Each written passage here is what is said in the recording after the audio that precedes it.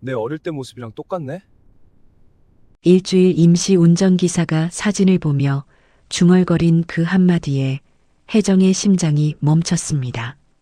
그 사진은 20년 전 화재로 잃어버린 5살 아들의 사진이었습니다. 그런데 운전기사의 얼굴이 눈에 들어온 순간 혜정은 숨을 쉴 수가 없었어요. 눈매, 콧날, 입술선까지 죽은 남편의 얼굴이 고스란히 겹쳐 보였거든요. 그런데 혜정의 아들은 분명 그 화재에서 죽었습니다. 이 청년은 대체 누구일까요? 이야기 시작 전 구독과 좋아요를 눌러주세요. 지금 어디서 듣고 계신지 댓글 남겨주시면 그곳에 따뜻한 행운이 가득하기를 바라겠습니다.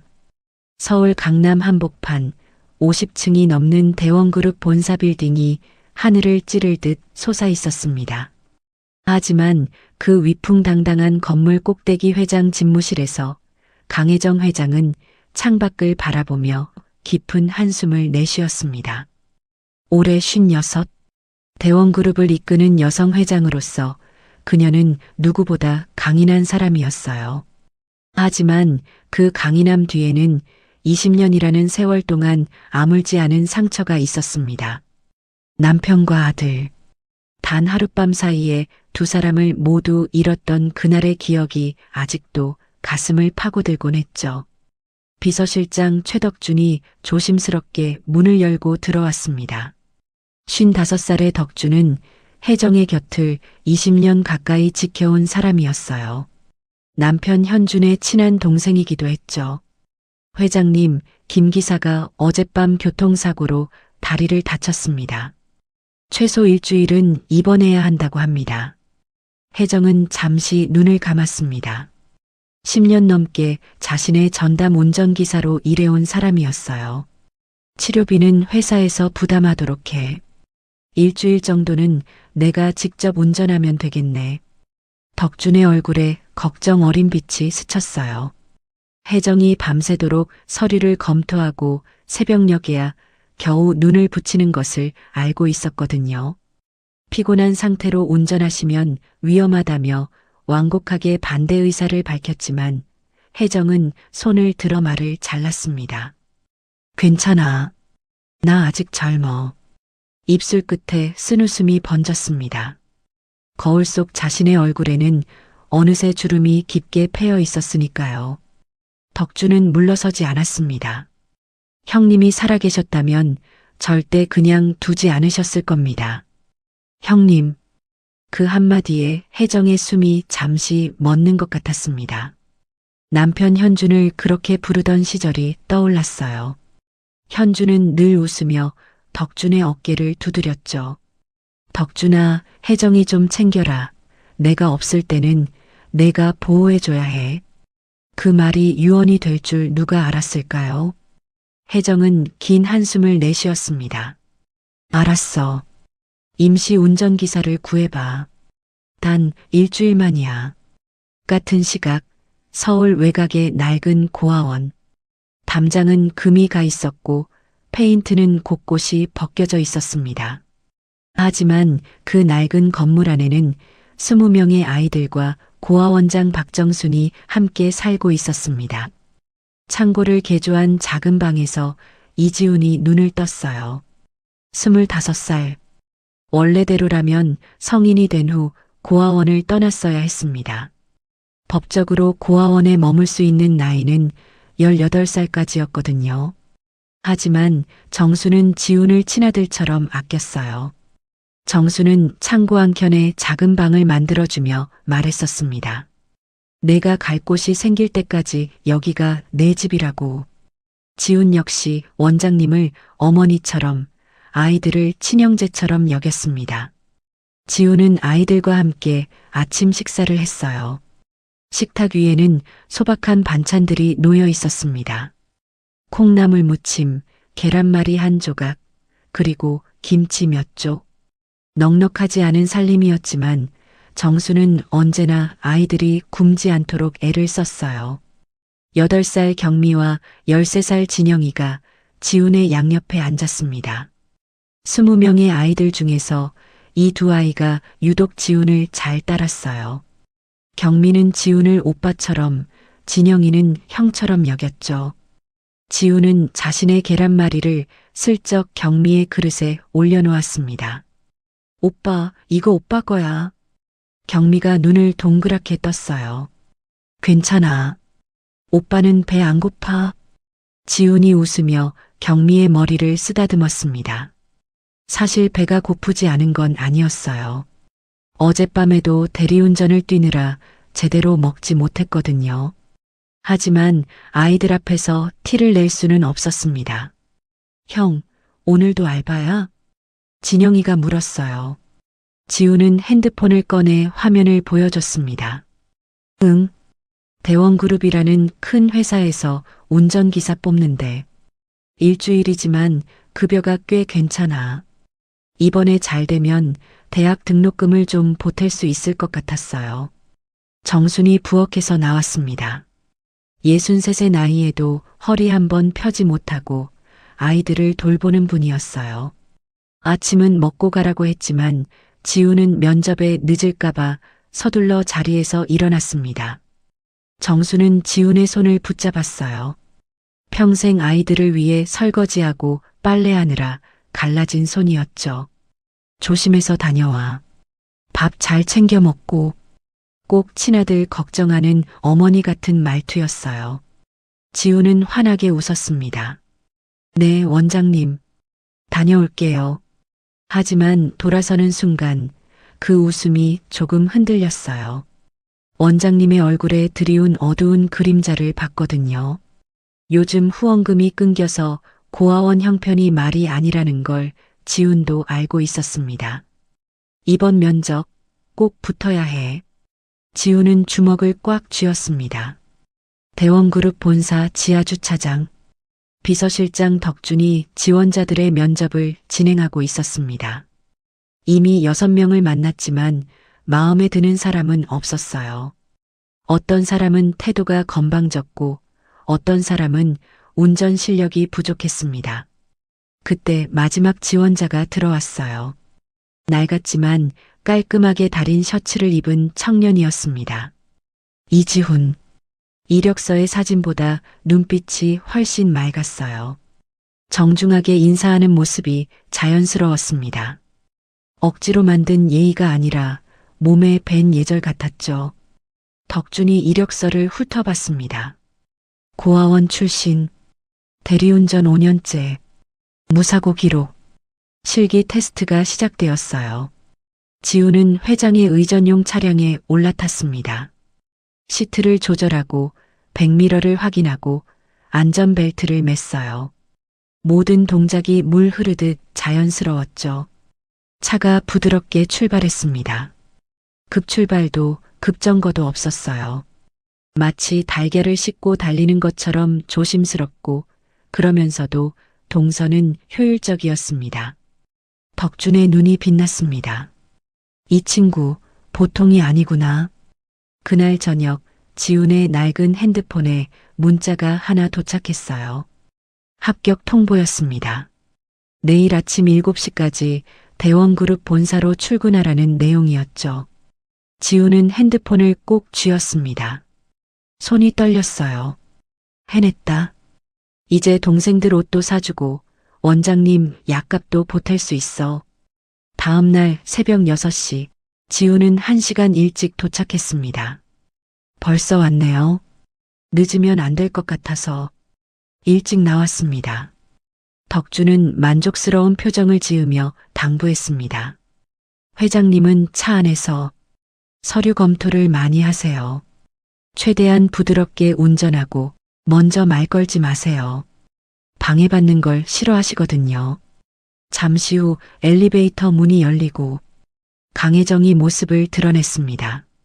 검정색 코트에 회색 캐시미어, 스카프, 단정하게 올린 머리, 철의 여제라는 별명에 걸맞은 서늘한 분위기가 감돌았습니다. 혜정은 지훈을 흘끗 쳐다보더니 별다른 인사도 없이 뒷좌석에 올라탔습니다. 출발하세요. 네. 지훈은 떨리는 손으로 핸들을 잡았습니다. 부드럽게 조용히 뒷좌석의 커피잔이 흔들리지 않도록 신경 쓰며 도로로 나섰죠. 백미러로 살짝 확인해 보니 혜정은 이미 서류 뭉치에 고개를 파묻고 있었습니다. 지훈의 존재 따위는 안중에도 없는 눈치였죠. 서울의 출근길은 평소처럼 꽉 막혀 있었습니다. 하지만 지훈은 조급해하지 않았습니다. 급하게 끼어들기보다 여유 있게 기다리며 브레이크를 밟을 때도 최대한 천천히 멈췄죠. 첫 출근은 그렇게 무사히 끝났습니다. 저녁 일정을 마친 혜정에게 덕준이 물었습니다. 회장님, 새 기사 어떻습니까? 혜정은 창밖을 응시하며 무미건조하게 대답했습니다. 운전은 편하네. 그것이 전부였습니다. 지훈을 향한 어떤 관심도 칭찬도 없었죠. 기사 업무 사흘째가 되던 날이었습니다. 지훈은 새벽 6시에 출근해서 차량을 점검하고 혜정의 일정에 맞춰 완벽하게 움직였어요. 회의장으로, 현장으로, 또 다른 회의장으로. 하루에도 수십 번씩 차 문을 열고 닫았죠. 하지만 혜정은 단 한 번도 지훈의 얼굴을 제대로 쳐다보지 않았습니다. 차에 오를 때도 내릴 때도 시선은 늘 서류나 휴대폰 화면에 고정되어 있었어요. 지훈에게 건네는 말이라고는 목적지 주소가 전부였죠. 지훈은 개의치 않았습니다. 아니, 오히려 당연하다고 생각했어요. 대기업 회장과 일주일짜리 임시 운전기사. 그 사이에 무슨 대화가 필요하겠습니까? 그저 묵묵히 자신의 자리를 지키면 되는 거였습니다. 그날도 마찬가지였어요. 오후 일정을 모두 마치고 본사로 돌아온 시각은 저녁 7시가 넘어서였습니다. 지훈은 차량을 지하 주차장에 세우고 내일 일정을 확인한 뒤 퇴근 준비를 했죠. 그런데 주차장을 나서려는 순간 익숙한 뒷모습이 눈에 들어왔습니다. 혜정이었어요. 그녀는 평소 타던 업무용 세단이 아닌 다른 차 앞에 서 있었습니다. 짙은 남색의 중형 세단이었는데 업무용 차량보다 훨씬 연식이 오래되어 보였어요. 혜정이 직접 운전석 문을 열려는 것이 보였습니다. 지훈은 반사적으로 발걸음을 옮겼어요. 회장님, 어디 가시는 길이시면 제가 모시겠습니다. 혜정이 돌아봤습니다. 살짝 놀란 표정이었죠. 개인 일정이라서 괜찮다며 그냥 가도 된다고 말했어요. 하지만 지훈은 물러서지 않았습니다. 개인 일정이시라도 운전은 자신의 일이라며 회장님이 피곤하신 상태로 운전하시면 위험하다고 했어요. 혜정은 작게 한숨을 내쉬더니 고개를 끄덕였어요. 알았어. 그럼 부탁하지. 지훈은 재빨리 다가가 운전석 문을 열었습니다. 그리고 혜정이 뒷좌석에 타는 것을 확인한 뒤 운전석에 앉았죠. 차가 출발했습니다. 창밖으로 노을이 지고 있었어요. 붉은 햇살이 차 안으로 스며들어 모든 것을 주홍빛으로 물들였죠. 그때였습니다. 지훈의 시선이 백미러 옆에 걸린 무언가에 닿았어요. 작은 사진이었습니다. 5살 남자아이가 환하게 웃고 있는 사진. 혜정이 20년 동안 이 차에 달아두고 다녔던 아들 정훈의 사진이었죠. 이 아이, 내 어릴 때 모습이랑 똑같은데? 지훈이 중얼거렸습니다. 혼잣말이었어요. 그리고 별다른 생각 없이 다시 전방을 바라보며 운전에 집중했습니다. 하지만 조용한 차 안에서 그 목소리는 혜정의 귀에 또렷하게 들렸습니다. 혜정의 심장이 쿵하고 내려앉았습니다. 뭐라고? 지금 뭐라고 했지? 혜정은 자신도 모르게 몸을 앞으로 숙였습니다. 그리고 백미러를 통해 지훈의 얼굴을 들여다봤어요.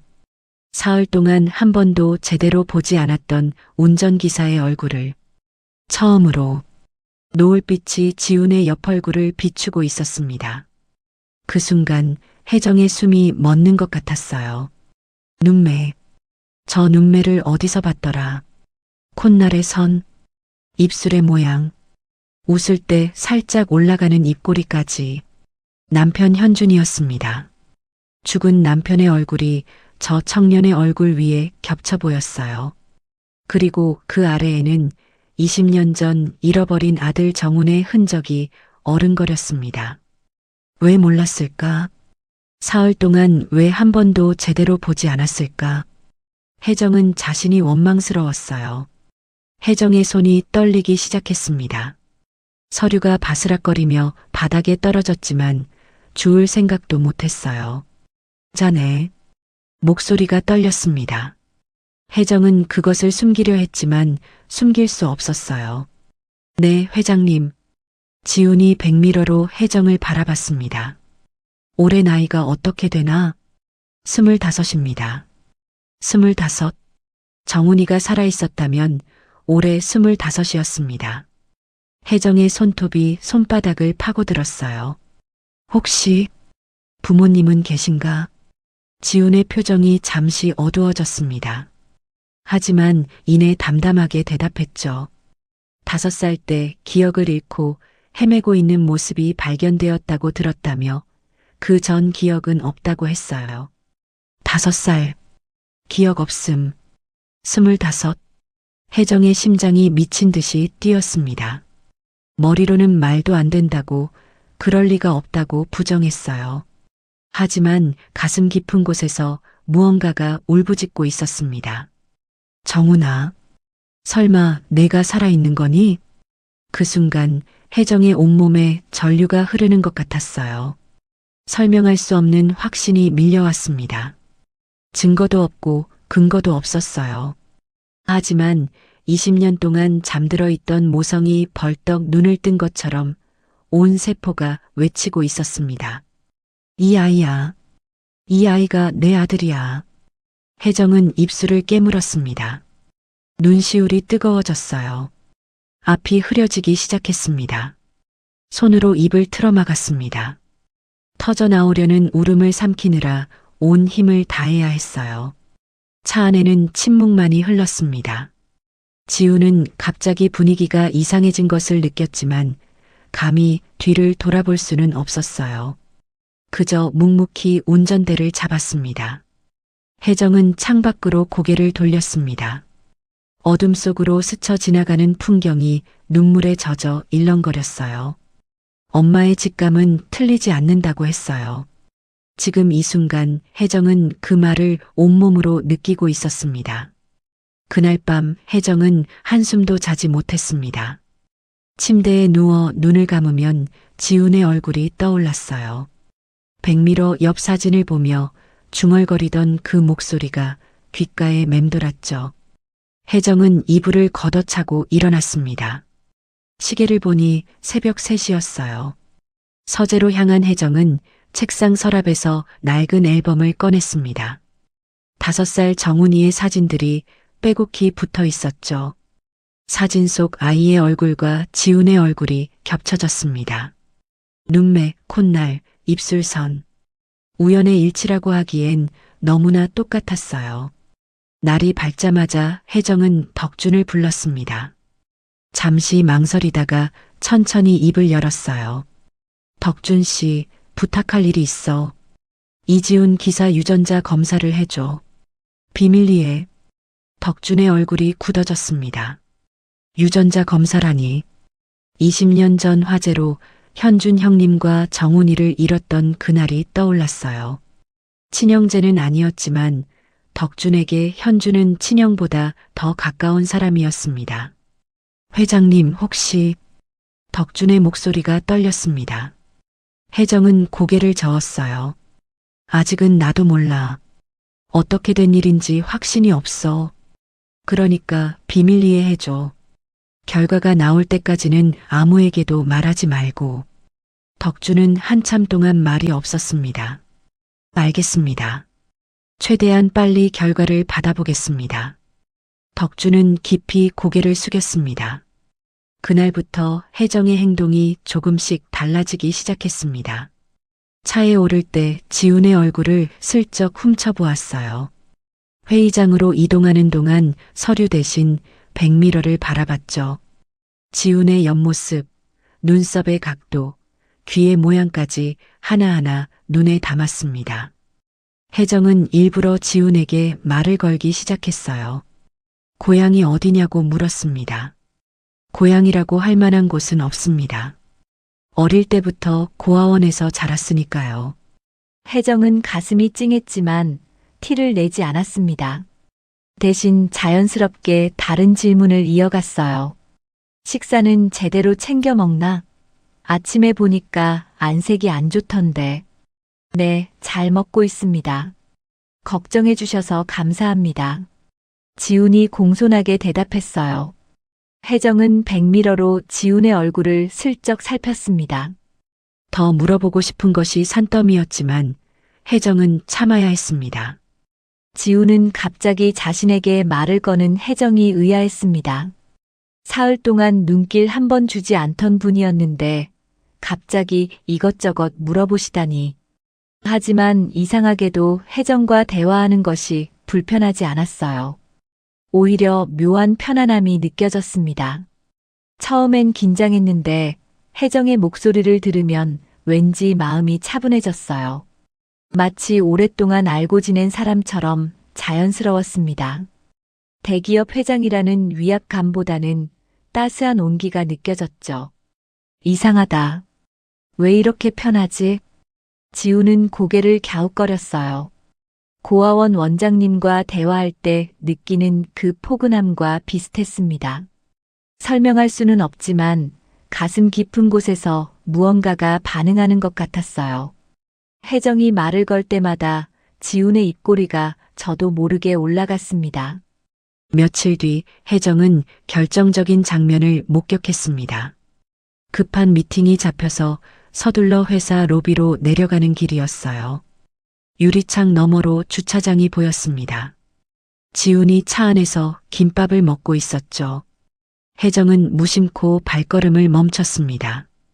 지훈의 손놀림이 눈에 들어왔거든요. 지훈은 김밥을 한 입 베어 물기 전에 젓가락으로 뭔가를 하나하나 골라내고 있었습니다. 자세히 보니 오이였어요. 초록색 오이 조각들을 꼼꼼하게 집어내서 휴지 위에 올려놓고 있었죠. 혜정의 심장이 멈추는 것 같았습니다. 정훈이가 그랬어요. 5살 때 정훈이도 오이를 질색했습니다. 김밥을 먹을 때면 꼭 오이만 골라냈죠. 남편 현준도 마찬가지였어요. 부자가 똑같이 오이를 못 먹었습니다. 혜정은 유리창에 손을 짚었습니다. 다리에 힘이 풀렸어요. 그때 지훈이 고개를 들었습니다. 누군가 자신을 보고 있다는 것을 느낀 듯 했어요. 창밖의 혜정과 눈이 마주쳤죠. 지훈의 귀가 새빨갛게 달아올랐습니다. 회장님께 밥 먹는 모습을 들켜서 당황한 거였어요. 혜정은 그 모습을 보고 입을 틀어막았습니다. 눈물이 핑 돌았어요. 당황하면 귀가 빨개지는 버릇. 정훈이도 그랬습니다. 거짓말을 하거나 부끄러울 때면 귀가 새빨갛게 익었죠. 남편에게 물려받은 습관이었어요. 혜정은 서둘러 고개를 돌리고 걸음을 옮겼습니다. 얼굴을 보이면 안 됐어요. 눈물이 쏟아질 것 같았으니까요. 그날 저녁 혜정은 덕준을 다시 불렀습니다. 지훈이 평소에 어떻게 생활하는지 알아봐 달라고 했어요. 어디서 사는지, 뭘 먹는지. 다음 날 오후 덕준이 보고서를 들고 왔습니다. 혜정은 떨리는 손으로 종이를 펼쳤어요. 덕준이 차분하게 보고했습니다. 지훈은 고아원 창고를 개조한 방에서 살고 있다고요. 성인이 되면 고아원을 떠나야 하지만 원장님이 갈 곳 없는 지훈을 위해 공간을 내주셨다고 했어요. 혜정의 손이 떨렸습니다. 덕준이 계속 보고했어요. 낮에는 회장님 운전기사로 일하고 밤에는 대리운전을 뛴다고요. 번 돈 대부분은 고아원 동생들에게 쓰고 정작 본인은 끼니를 거르는 날이 많다고 했습니다. 혜정은 더 이상 듣지 못했습니다. 보고서를 내려놓고 고개를 숙였어요. 나가봐. 혼자 있고 싶어. 덕준이 조용히 문을 닫고 나갔습니다. 혜정은 서재 소파에 주저앉았습니다. 그리고 두 손으로 얼굴을 감싸며 오열했어요. 소리를 죽이느라 어깨가 들썩거렸습니다. 20년이라는 세월이 주마등처럼 스쳐 지나갔습니다. 자신이 호화로운 삶을 살 때 아들은 어디선가 굶주리고 있었어요. 자신이 따뜻한 침대에서 잠들 때 아들은 차가운 창고 바닥에서 웅크리고 있었던 거였습니다. 혜정은 주먹으로 가슴을 쳤습니다. 숨이 막혔어요. 미안함과 죄책감이 파도처럼 밀려왔습니다. 일주일이 지났습니다. 원래대로라면 지훈의 계약이 끝나는 날이었죠. 혜정은 덕준에게 김 기사에게 한 달간 유급휴가를 주라고 지시했습니다. 그리고 그날 오후 지훈을 따로 불렀어요.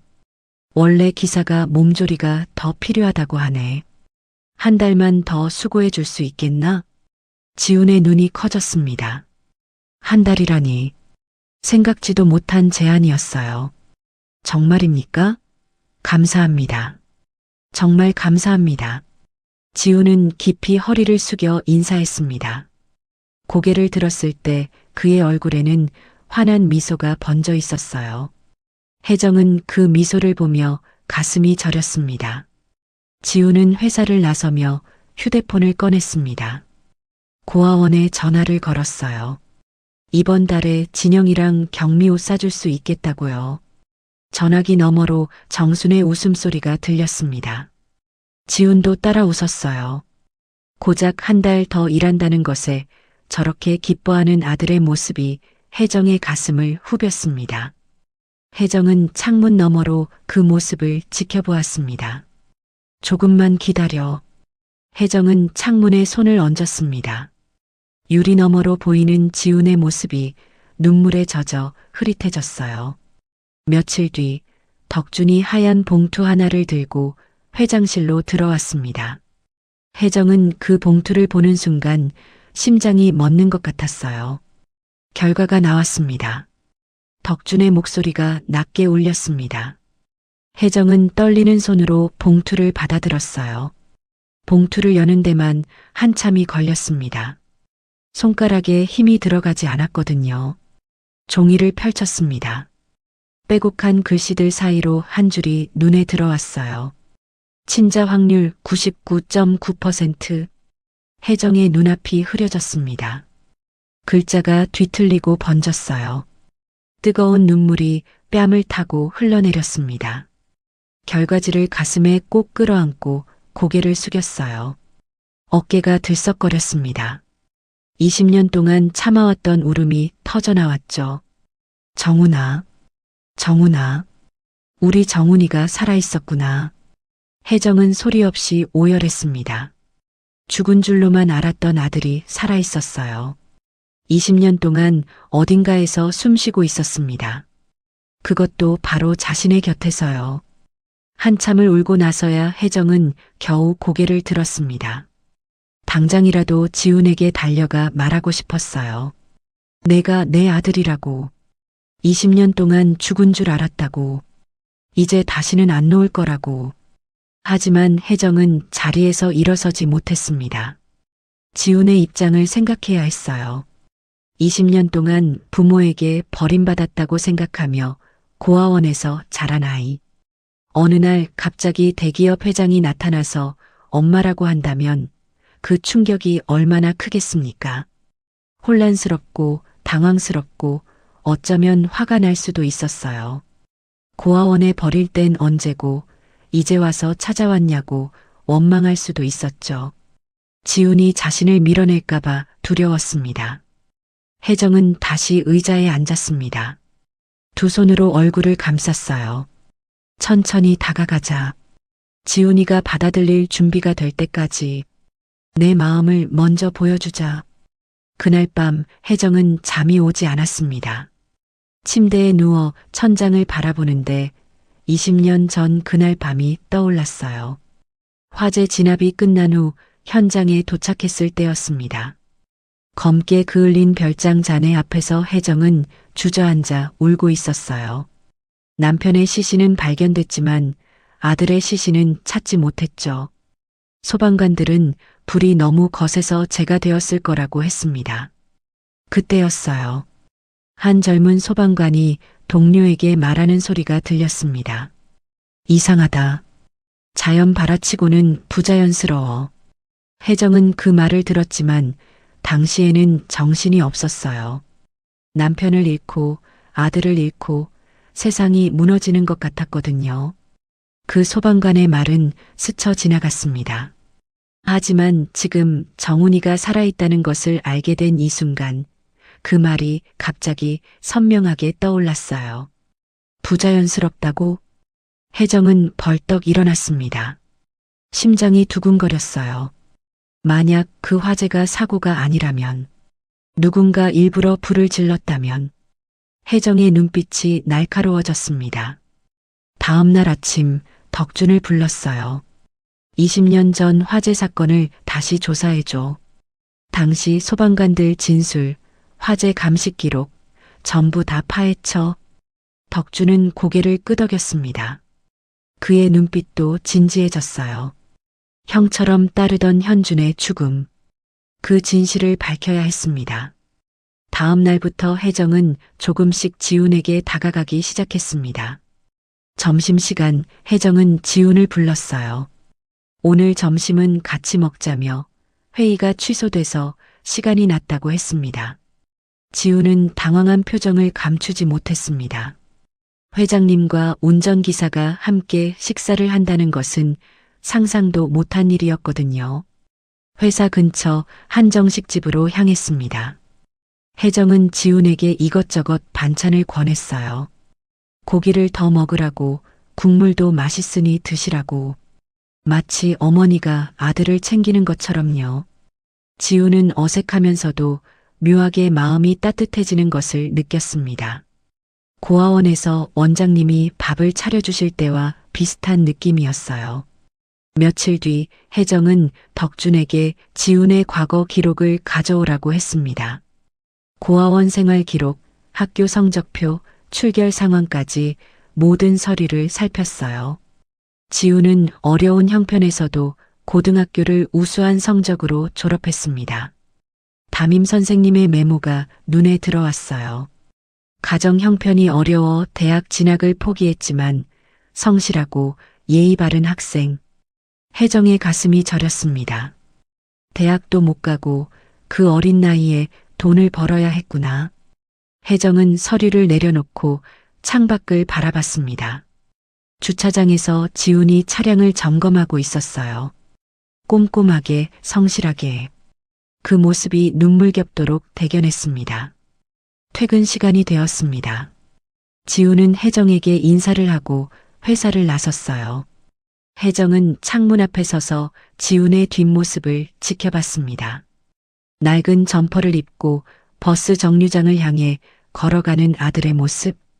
그 어깨가 왜 그렇게 작아 보이는지 모르겠어요. 정훈아, 엄마가 꼭 잃어버린 내 자리를 찾아줄게. 내가 받았어야 할 모든 것을 돌려줄게. 혜정은 창문에 이마를 기대었습니다. 눈물이 또 흘러내렸어요.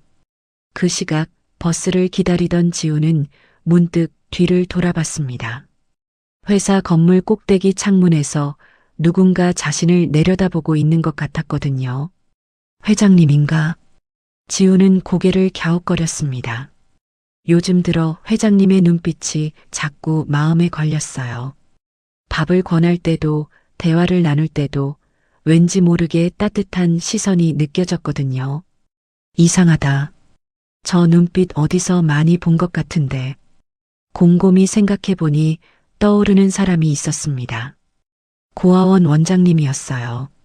정순이 자신을 바라볼 때와 똑같은 눈빛이었습니다. 어머니가 아들을 바라보는 것 같은 그런 따스함. 설마, 그럴 리가 없지. 지훈은 웃으며 고개를 저었습니다. 버스가 도착했고 그는 아무 생각 없이 버스에 올라탔어요. 창문 너머로 회사 건물이 멀어져 갔습니다. 그리고 그 건물 꼭대기에서는 여전히 혜정이 아들의 버스가 사라질 때까지 자리를 떠나지 못하고 있었습니다. 주말 아침이었습니다. 지우는 오랜만에 여유로운 마음으로 눈을 떴어요.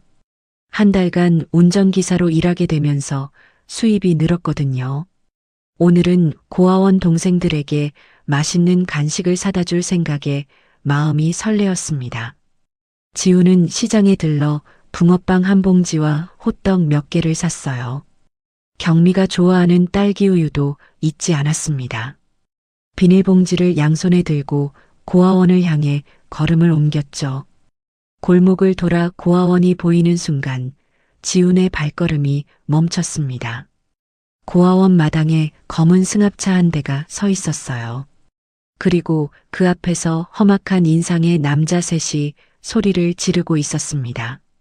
야, 박정순, 돈 없으면 이 건물이라도 내놔. 쾅! 유리창이 깨지는 소리가 들렸습니다.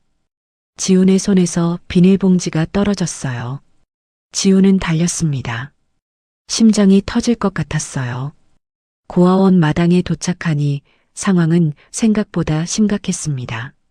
사채업자들이 고아원 집기를 마당으로 내던지고 있었어요.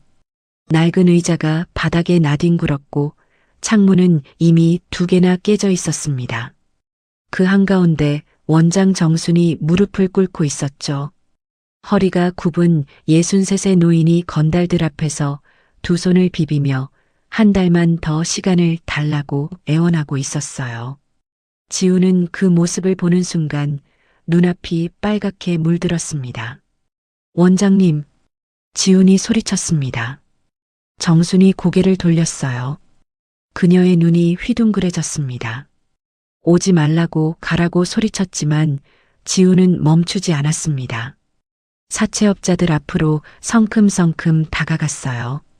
그때 고아원 안에서 아이들이 뛰어나왔습니다. 진영이와 경미였어요. 두 아이 모두 얼굴이 눈물범벅이었습니다. 오빠 무서워. 저 아저씨들이 원장 선생님을 때렸어. 경미가 지훈에게 달려와 품에 안겼습니다. 작은 몸이 사시나무 떨듯 떨리고 있었어요. 진영이도 지훈의 옷자락을 붙잡았습니다. 늘 의젓하던 진영이의 눈에도 공포가 가득했어요. 지훈의 주먹이 부르르 떨렸습니다. 이를 악물었어요. 아이들을 등 뒤로 숨기고 사채업자들을 마주봤습니다. 사채업자의 두목으로 보이는 남자가 지훈을 위아래로 훑어봤습니다. 마석구라고 불리는 40대 초반의 남자였어요. 금목걸이를 주렁주렁 걸고 비웃는 표정을 짓고 있었죠. 뭐야, 넌? 저도 이 고아원 출신입니다. 빚이 얼마나 됩니까?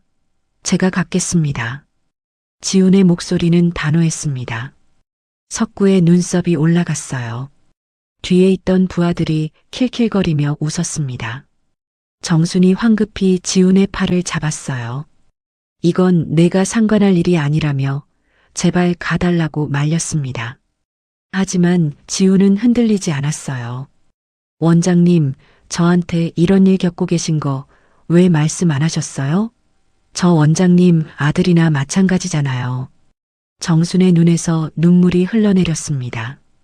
사실 정순은 3년 전부터 후원금이 끊기면서 고아원 운영이 어려워졌어요. 아이들을 굶길 수 없어서 결국 자신의 명의로 사채까지 끌어다 썼던 겁니다.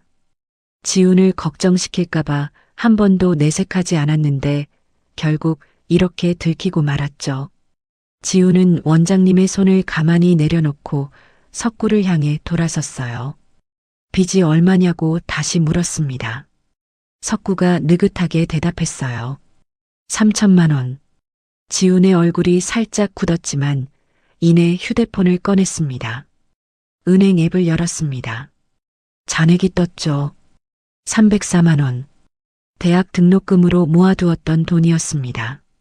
새벽마다 대리운전을 뛰고 고아원 살림에 보태고 원장님 병원비에 보태고 자신에게는 단 한 푼도 쓰지 않으며 5년 동안 악착같이 모은 전부였어요.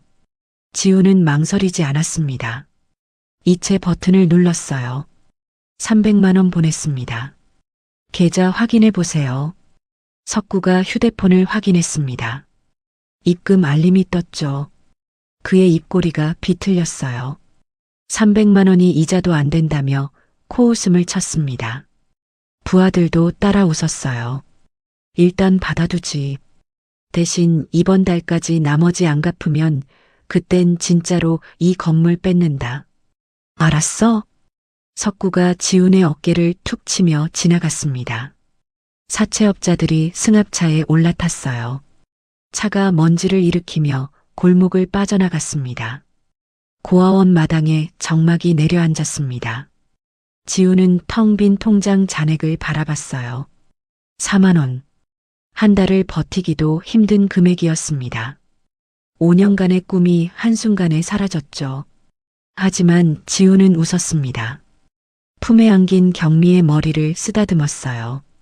괜찮아. 오빠가 왔으니까 이제 무서운 아저씨들 안 와. 오빠가 약속해. 경미가 고개를 들었습니다.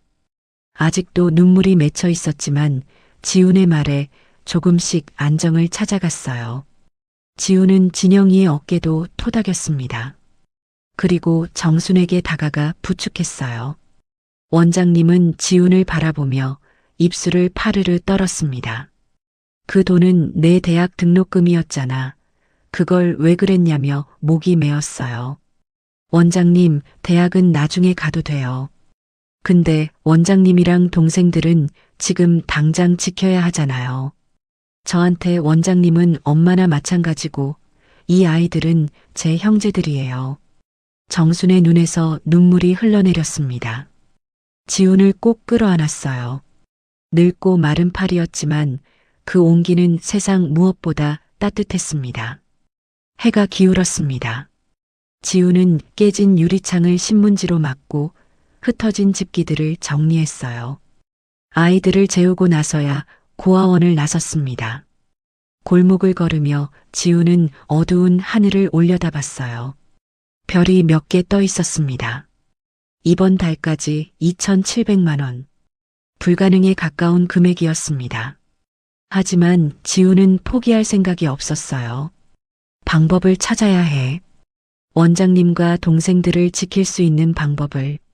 지훈은 주먹을 꽉 쥐었습니다. 손톱이 손바닥을 파고들었지만 아프지 않았어요. 오히려 정신이 또렷해졌습니다.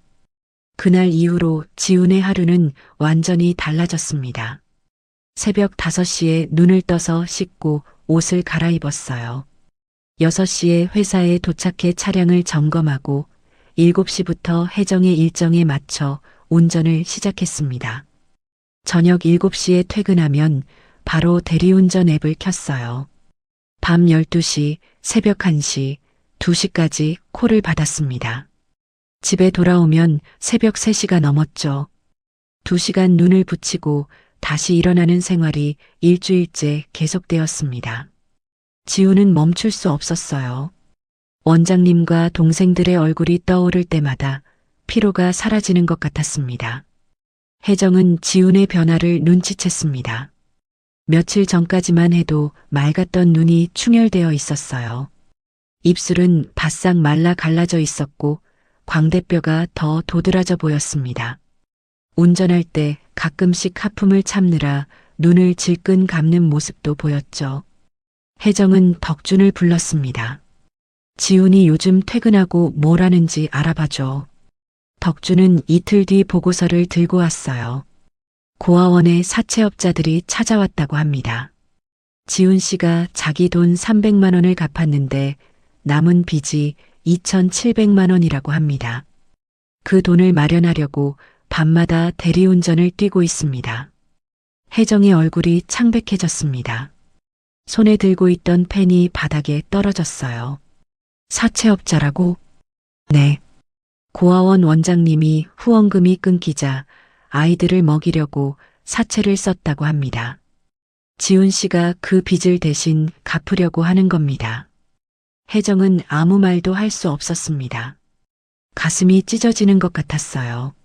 자신의 아들이 사채업자에게 쫓기며 밤잠을 설치고 있다니. 혜정은 잠시 생각에 잠겼다가 입을 열었습니다. 덕준 씨, 고아원을 도울 방법을 알아봐줘. 내 이름이 드러나지 않게 몰래. 덕준이 고개를 끄덕였어요. 혜정의 마음을 알기에 더 이상 묻지 않았습니다. 그날 밤 혜정은 잠을 이룰 수가 없었습니다. 결국 코트를 걸치고 집을 나섰어요. 덕준에게 받은 정보를 토대로 지훈이 대리운전을 뛰는 동네를 찾아갔습니다. 강남역 근처 술집 골목이었죠. 혜정은 차 안에서 창밖을 바라보며 지훈을 기다렸어요. 밤 11시가 넘어서였습니다. 저 멀리서 익숙한 뒷모습이 보였어요. 지훈이었습니다. 낡은 점퍼를 입고 휴대폰을 들여다보며 걸어오고 있었죠. 지훈은 치킨집 앞에 멈춰 섰습니다. 술에 취한 중년 남자가 비틀거리며 나왔어요. 지훈이 공손하게 인사하며 차 키를 받았습니다. 그런데 취객이 갑자기 소리를 질렀어요. 야, 문 열어. 빨리 안 열어? 지훈이 황급히 다가가 문을 열었습니다. 하지만 취객은 만족하지 않았어요. 발로 지훈의 정강이를 걷어찼습니다. 이런 것도 제대로 못해? 공부를 안 하니까 이런 일이나 하지. 혜정의 숨이 멎었습니다. 손으로 입을 틀어막았어요. 지훈은 아무 말도 하지 않았습니다. 그저 고개를 숙이며 죄송하다고 말했어요. 취객은 계속 욕설을 퍼부으며 차에 올라탔습니다. 지훈이 운전석에 앉았어요. 차가 출발하기 전 잠깐 고개를 숙이는 모습이 보였습니다. 어깨가 미세하게 떨리고 있었어요. 혜정은 더 이상 참을 수 없었습니다. 두 손으로 얼굴을 감싸고 오열했어요. 소리가 새어나갈까봐 입술을 깨물었습니다. 정훈아, 우리 정훈이가 저런 취급을 받고 있구나. 엄마가 펜트하우스에서 잘 때 넌 발길질을 당하고 있었구나. 혜정의 어깨가 들썩거렸습니다. 눈물이 멈추지 않았어요. 다음 날 아침 혜정은 일부러 일찍 회사에 도착했습니다. 주차장에 내려가 보니 지훈의 차가 이미 와 있었어요. 운전석을 들여다보니 지훈이 고개를 떨군 채 잠들어 있었습니다. 눈 밑에는 짙은 다크서클이 내려앉아 있었고 갈라진 입술 사이로 거친 숨소리가 새어나왔어요. 혜정은 한참 동안 그 자리에 서 있었습니다. 손을 뻗어 지훈의 머리를 쓰다듬어주고 싶었어요. 괜찮다고, 이제 힘들지 않아도 된다고 말해주고 싶었습니다. 지금 당장 말할까? 내가 내 아들이라고.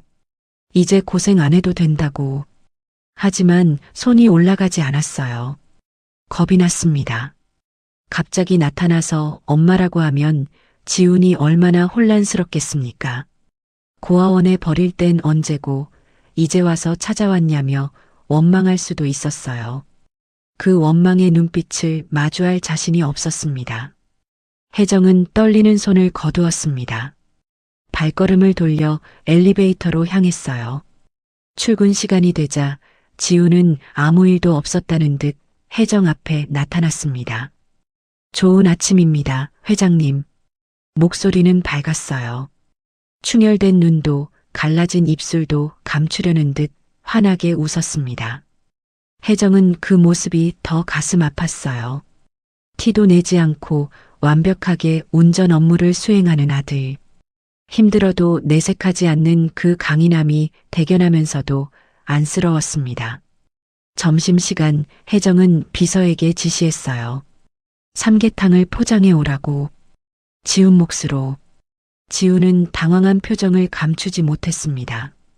회장님, 이게 뭡니까? 요즘 자네 안색이 안 좋아 보여서 보양식 좀 먹어. 아, 괜찮습니다. 저 건강해요. 지훈이 손사래를 쳤습니다. 귀가 빨개지고 있었어요. 됐으니까 먹어. 혜정이 단호하게 말했습니다.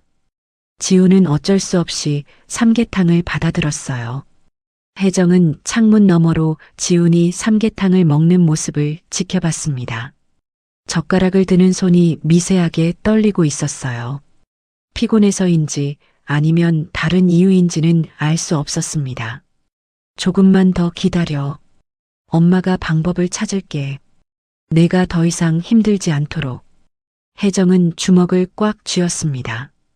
대원그룹 본사 45층 부회장실에서 강명숙은 창밖을 바라보고 있었습니다. 올해 58.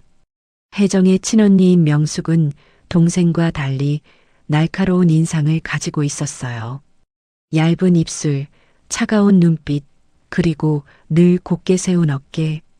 그녀의 얼굴에는 평생 쌓아온 질투와 욕망이 주름처럼 새겨져 있었습니다. 주주총회가 코앞이었어요. 명숙은 오랫동안 이날을 기다려왔습니다. 동생 혜정에게서 경영권을 빼앗을 절호의 기회였죠. 그런데 며칠 전 신복에게서 이상한 보고를 받았습니다. 부회장님, 회장님이 극비 유전자 검사를 의뢰하셨다고 합니다. 명숙의 눈썹이 꿈틀거렸어요. 유전자 검사? 누구 검사를? 회장님 운전기사요.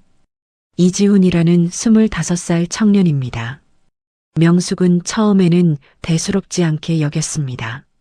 하지만 신복이 가져온 다음 정보에 온몸이 얼어붙었어요. 검사 결과가 친자 확률 99.9%로 나왔다고 합니다. 명숙의 손에서 찻잔이 미끄러졌습니다. 쨍그랑 소리와 함께 바닥에 산산조각이 났어요. 정훈이가 살아있다고? 명숙의 머릿속이 하얗게 변했습니다. 심장이 미친 듯이 뛰었어요.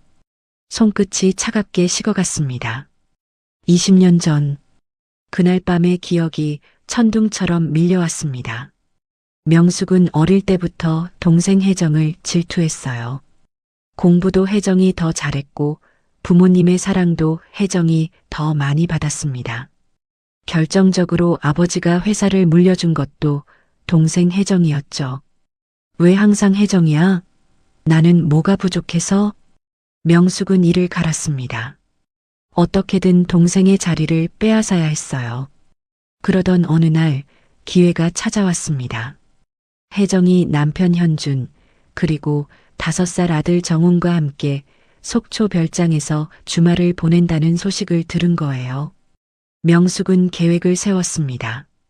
혜정에게는 해외 출장을 간다고 거짓말을 했어요. 그리고 그날 밤 몰래 속초로 향했습니다. 별장에 도착한 시각은 새벽 2시였어요. 모두가 깊이 잠든 시간이었죠. 명숙은 떨리는 손으로 기름을 뿌리고 불을 붙였습니다. 불길이 치솟았어요. 별장이 순식간에 타올랐습니다. 명숙은 멀리서 그 광경을 지켜보며 비틀린 미소를 지었죠. 이제 끝이야. 혜정이도 그 가족도 모두. 하지만 명숙은 몰랐습니다. 그날 밤 혜정은 급한 업무 연락을 받고 서울로 올라갔어요. 별장에는 남편 현준과 아들 정훈만 남아 있었던 겁니다. 다음 날 아침 화재 소식을 들은 명숙은 충격을 받았습니다. 혜정이 살아 있었거든요. 하지만 현준은 죽었어요. 시신이 발견되었습니다. 정훈의 시신은 발견되지 않았지만 소방대원들은 화재가 너무 심해서 재가 되었을 거라고 추측했죠. 명숙은 안도했습니다. 혜정은 살았지만 남편과 아들을 잃었으니 정신적으로 무너질 거라고 생각했어요. 그러면 회사를 빼앗기 쉬울 거라고. 하지만 혜정은 무너지지 않았습니다. 오히려 더 강해졌어요. 남편의 목까지 살겠다며 회사를 키웠고 명숙은 20년 동안 그 그늘에서 벗어나지 못했죠. 그런데 이제 와서 정훈이가 살아있다니. 명숙은 모든 것을 이해했습니다. 현준이 불길 속에서 아들을 구한 거예요. 자신은 죽으면서까지 아들을 살린 겁니다. 그 아이가 어떻게든 탈출해서 고아원에 맡겨진 거였죠. 명숙은 신복에게 지훈의 사진을 가져오라고 지시했습니다. 사진을 받아든 순간 명숙의 얼굴이 창백하게 질렸어요. 손이 부들부들 떨렸습니다. 사진 속 청년은 20년 전 죽은 현준과 판박이었어요. 눈매, 코, 입술, 어디 하나 닮지 않은 곳이 없었습니다. 이럴 수가. 명숙은 사진을 바닥에 내던졌습니다. 온몸에 소름이 돋았어요. 마치 현준의 유령이 나타난 것 같았습니다. 명숙은 이를 악물었어요. 지훈이 살아있다는 것은 곧 자신의 범죄가 밝혀질 수 있다는 뜻이었습니다. 혜정이 아들을 되찾으면 반드시 20년 전 화재의 진실을 파헤칠 거예요. 그러면 자신은 끝장이었습니다. 더 조사해. 저놈에 대해서 전부 다. 신복이 고개를 숙이고 물러갔습니다. 며칠 뒤 신복이 두툼한 서류 봉투를 들고 왔어요. 이지훈, 25살. 5살 때 서울 외곽 고아원에 맡겨졌습니다. 현재 고아원 원장이 사채업자에게 빚을 지고 있는데 지훈이 그 빚을 대신 갚고 있습니다. 남은 빚이 2,700만 원입니다. 명숙의 입꼬리가 천천히 올라갔습니다. 사채업자라고? 네. 마석구라는 자입니다. 강남 일대에서 활동하는 사채업자입니다. 명숙은 서류를 한 장씩 넘기며 읽었어요. 지훈의 생활, 고아원의 상황, 사채업자의 정보까지 모든 것이 담겨 있었습니다. 명숙의 눈이 번뜩였어요. 약점을 찾은 겁니다. 마석구라. 재밌네. 명숙은 의자에 깊숙이 몸을 묻었습니다. 손가락으로 책상을 톡톡 두드렸어요. 20년 전 혜정의 가족을 없애려다 실패했습니다. 하지만 이번에는 다를 거예요. 주주총회에서 경영권을 빼앗기 전에 먼저 후계자인 지훈을 제거해야 했습니다.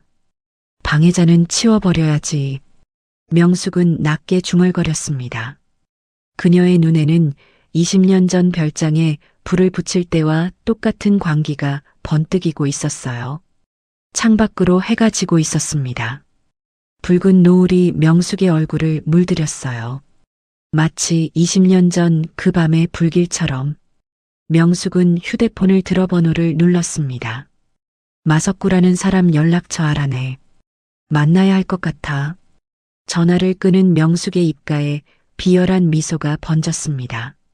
강남 외곽의 한 호텔 라운지. 명숙은 창가 자리에 앉아 누군가를 기다리고 있었습니다. 잠시 후 금목걸이를 주렁주렁 단 남자가 들어왔어요. 마석구였습니다. 그는 주변을 두리번거리다 명숙을 발견하고 다가왔죠. 석구가 자리에 앉자 명숙은 단도직입적으로 말했습니다. 이지훈이라는 청년 알지? 그 청년을 조용히 치워줘. 그러면 고아원 빚 3천만 원은 내가 다 갚아줄게. 추가로 1억도 주지. 석구의 입이 벌어졌습니다. 1억이라니. 하지만 그는 겉으로 태연한 척하면서 속으로는 의심이 들었습니다. 이렇게 큰 돈이 오가는 거래는 뭔가 있는 법이었죠. 석구는 슬쩍 주머니 속 휴대폰의 녹음 버튼을 눌렀습니다. 만약을 대비해야 했어요. 명숙은 이유는 알 필요 없다며 주주총회 전까지만 확실히 끝내라고 못 박았습니다. 그녀의 목소리는 차가웠어요. 석구는 명숙의 눈빛에서 섬뜩한 기운을 느꼈습니다. 이 여자가 보통 사람이 아니라는 걸 직감했죠. 석구가 알겠다고 대답하자 명숙의 입가에 비열한 미소가 번졌습니다. 같은 시각 대원그룹 회장실에서는 혜정이 창밖을 바라보고 있었습니다. 덕준이 조심스럽게 다가왔어요. 혜정은 며칠째 같은 고민을 하고 있었습니다. 지훈에게 어떻게 말해야 할지 갑자기 나타나서 엄마라고 하면 그 아이가 얼마나 혼란스러울지. 20년 동안 고아원에서 고생했는데 이제 와서 찾아왔다고 하면 원망하지 않을까 두려웠어요. 하지만 더 이상은 안 됐습니다. 밤마다 대리운전을 뛰며 발길질을 당하는 아들을 지켜볼 수 없었어요. 사채업자들에게 쫓기며 끼니도 거르는 모습을 더 이상 방관할 수 없었습니다. 혜정이 덕준에게 괴로운 심정을 토로하자 덕준은 조용히 말했어요. 지훈이는 바른 아이이니 회장님의 진심을 전하면 분명 이해할 거라고. 형님을 닮아서 따뜻한 마음을 가진 아이라고. 혜정의 눈에서 눈물이 흘러내렸습니다. 덕준의 말이 마음에 작은 용기를 심어주었어요. 고마워, 덕준 씨. 오늘 밤 말해야겠어. 더 이상 그 아이가 고생하는 꼴을 못 보겠어. 혜정은 자리에서 일어났습니다. 이제 더 이상 미룰 수 없었어요. 혜정은 비서를 불러 선물을 준비하라고 지시했습니다. 고아원 아이들 옷이랑 간식, 원장님께 드릴 건강식품까지. 그리고 사채 빚을 갚을 수표도 준비했어요. 경호원들에게 차에 가득 실으라고 했습니다. 혜정은 창밖을 바라봤어요. 해가 지고 있었습니다. 정훈아, 오늘 밤 엄마가 찾아갈게. 20년 동안 미안했다고, 이제 다시는 힘들게 하지 않겠다고 말해줄게. 혜정의 가슴이 두근거렸습니다.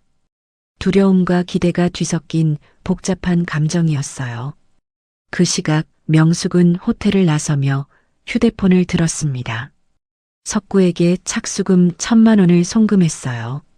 주주총회 전까지 확실히 끝내라고 한 번 더 못 박았습니다. 전화 너머로 석구가 오늘 밤 바로 처리하겠다고 대답했어요. 명숙은 전화를 끊고 입꼬리를 올렸습니다. 20년 전에 실패한 일을 이번에는 확실히 끝낼 거였어요. 같은 시각 지우는 회사에서 퇴근하고 있었습니다. 오늘따라 왠지 모르게 불안했어요. 가슴이 답답하고 무언가 나쁜 일이 일어날 것 같은 예감이 들었습니다.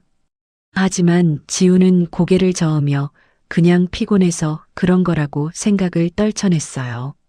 대신 고아원 동생들 생각을 했습니다. 경미가 한 달 전부터 갖고 싶어 하던 곰 인형이 떠올랐어요. 문구점 앞을 지나갈 때마다 발걸음을 멈추고 쳐다보던 그 인형.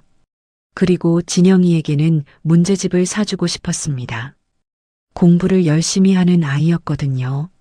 지우는 시장에 들러 곰 인형과 문제집을 샀어요. 통장 잔액이 얼마 남지 않았지만 동생들 얼굴을 생각하면 아깝지 않았습니다. 비닐봉지를 들고 고아원으로 향했어요.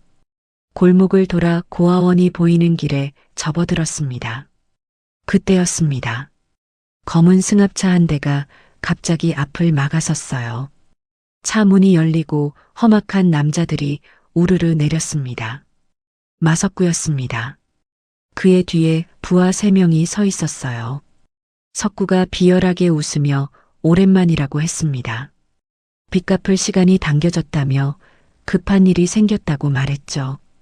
석구가 손짓을 하자 부하들이 지훈을 에워쌌어요. 지훈의 손에서 비닐봉지가 떨어졌습니다. 곰 인형이 바닥에 굴러떨어졌어요. 지훈은 에워싼 사채업자들을 둘러봤습니다. 4명이었어요. 좁은 골목, 도망칠 곳이 없었습니다. 지훈은 떨리는 손으로 지갑을 꺼냈습니다. 이번 달 운전기사 월급과 새벽까지 잠을 줄여가며 대리운전으로 번 돈을 합친 돈이었어요. 500만 원. 눈을 비비고 밥을 굶어가며 피땀 흘려 모은 전부였습니다. 지우는 그 돈다발을 석구에게 내밀었어요. 석구가 돈을 받아들더니 한 장씩 세기 시작했습니다. 그리고 코웃음을 쳤어요. 이 정도로는 어림도 없다며 돈다발을 지훈의 얼굴에 던졌습니다. 지폐가 바람에 흩날렸어요. 지훈이 피땀 흘려 모은 돈이 더러운 골목 바닥에 뒹굴었습니다. 석구가 부하들에게 끌고 가라고 명령했습니다. 부하들이 지훈에게 달려들었어요. 지훈은 필사적으로 저항했습니다. 주먹을 휘두르고 발버둥을 쳤어요. 한 놈의 코를 주먹으로 가격했고 다른 한 놈의 정강이를 걷어찼습니다. 하지만 4명을 상대하기엔 역부족이었죠. 퍽! 뒤에서 날아온 주먹이 지훈의 뒤통수를 강타했습니다. 눈앞이 아찔해졌어요. 또 한 대. 이번에는 얼굴이었습니다. 입술이 터지고 피가 흘렀어요. 눈 위가 찢어지며 따끔거렸습니다. 지훈은 바닥에 쓰러졌어요. 차가운 아스팔트가 볼에 닿았습니다. 부하 하나가 쓰러진 지훈의 옆구리를 발로 걷어찼습니다. 갈비뼈가 부러지는 것 같은 통증이 밀려왔어요. 지훈이 고통에 몸을 웅크렸습니다. 석구가 봉고차 문을 열며 태우라고 소리쳤습니다. 조용한 데로 가서 얘기 좀 하자고. 그 목소리에는 살기가 서려 있었어요. 부하들이 지훈의 팔을 잡고 끌어올렸습니다. 지훈은 저항하려 했지만 온몸에 힘이 빠져 있었어요. 눈앞이 흐릿해지고 있었습니다. 의식이 점점 멀어지는 것 같았죠. 바닥에 굴러떨어진 곰 인형이 눈에 들어왔습니다. 경미에게 주려고 샀던 그 인형.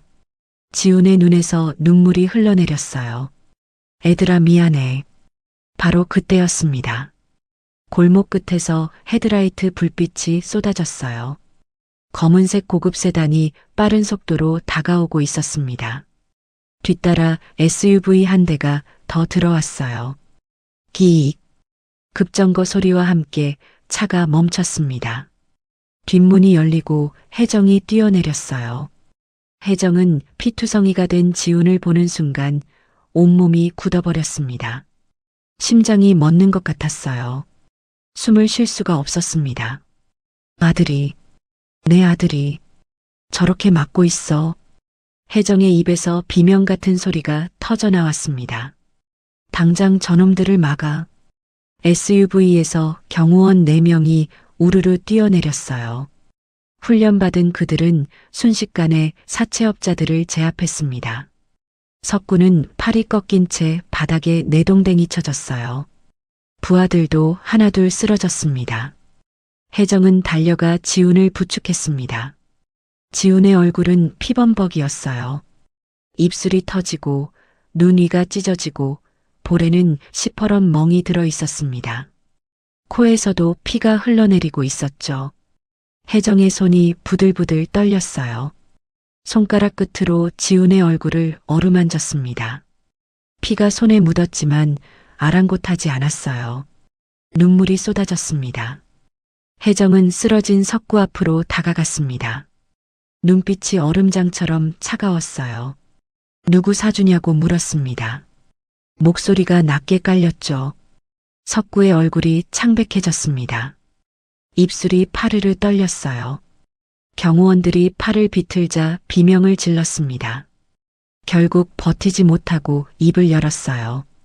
강명숙 부회장이 시켰다고, 1억을 준다고 했다고. 혜정의 눈이 휘둥그레졌습니다. 명숙, 친언니 명숙이 지훈을 해치라고 사채업자를 보낸 거였어요. 혜정의 다리에 힘이 풀렸습니다. 세상이 무너지는 것 같았어요. 친언니가 조카를 해치려 했다니. 20년 전 화재도 혹시, 아니 설마. 혜정은 이를 악물었습니다. 지금은 그 생각을 할 때가 아니었어요. 덕준에게 이놈들을 데리고 가서 조사하라고 지시했습니다. 녹취도 확보하고 빠짐없이 자백을 받아내라고. 덕준이 고개를 끄덕이며 사채업자들을 끌고 갔어요. 골목에 혜정과 지훈만 남았습니다. 가로등 불빛이 희미하게 두 사람을 비추고 있었어요. 지훈은 비틀거리며 일어섰습니다. 머릿속이 혼란스러웠어요. 회장님이 왜 여기 있는지, 왜 자신을 구해준 건지, 부회장이 왜 자신을 해치려 한 건지 아무것도 이해할 수 없었습니다. 회장님, 이게 어떻게 된 일입니까? 지훈의 목소리가 떨렸습니다. 혜정은 아무 말도 하지 못했어요. 입술을 깨물었습니다. 눈물이 멈추지 않았어요. 하고 싶은 말이 목구멍까지 차올랐지만 쉽게 나오지 않았습니다. 혜정이 천천히 무릎을 꿇었습니다. 차가운 아스팔트 바닥 위에 고급 정장 바지가 더러워지는 것도 아랑곳하지 않았어요. 대원그룹의 회장이 대한민국에서 손꼽히는 재벌이 25살 청년 앞에 무릎을 꿇었습니다. 지훈은 당황해서 눈이 휘둥그레졌습니다. 회장님, 이러시면 안 된다며 일어나시라고 했어요. 무슨 일이냐고, 왜 이러시냐고 물었습니다. 하지만 혜정은 움직이지 않았어요. 고개를 들어 지훈을 바라봤습니다. 눈물 범벅이 된 얼굴로, 떨리는 입술로. 지훈아. 혜정의 목소리가 갈라졌습니다. 내가 내 엄마란다. 지훈의 숨이 멎었습니다. 20년 전에 죽은 줄 알았던 내 아들. 김정훈이야. 혜정이 지훈의 손을 잡았습니다. 피로 물든 손을 떨리는 손으로 꼭 쥐었어요. 20년 동안 죽은 줄 알고 살았다고, 엄마가 너무 늦게 찾아서 미안하다고, 그동안 얼마나 힘들었냐고. 혜정의 오열 소리가 골목을 가득 채웠습니다. 어깨가 들썩거렸어요. 20년 동안 참았던 울음이 터져 나왔습니다. 무릎을 꿇은 채 지훈의 손을 놓지 않고 울었어요. 지훈은 굳어버렸습니다. 아무 말도 할 수 없었어요. 머릿속이 하얗게 변했습니다. 엄마. 회장님이 내 엄마라고. 20년 전에 죽은 줄 알았던 아들이라고.